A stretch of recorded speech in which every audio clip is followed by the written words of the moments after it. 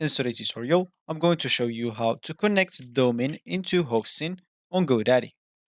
So before we start, of course, the first thing that you would like to do is just go and open whatever browser you are going to use to follow this tutorial steps with. Here in my case, I'm actually using Brave, but of course in your case you can use any other browser could be possibly working for you.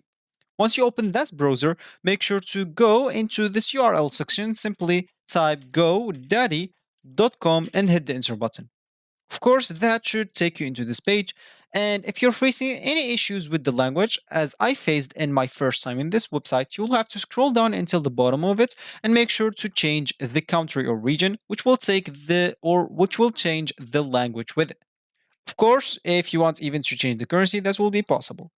So now you will have to go back and log in into your account if you have one. And if you don't have an account, you'll have to go and create one. Of course, you will be able to do both options. As this top right corner option, you will find the option to create or even log in into your account.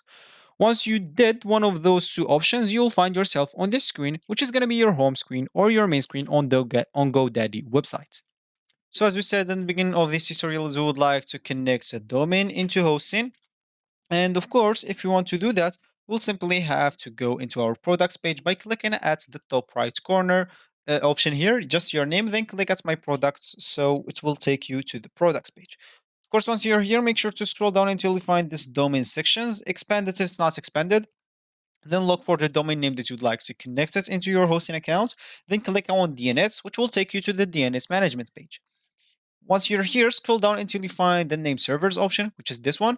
Click on change. Of course, if you have an hosting website or the built, you can just connect this through this option. And if you want to enter it manually, you can simply click this enter my own name servers. And of course, you can just enter your name server 1 and name server 2. Of course, the one will start with NS1 and the other will start with NS2.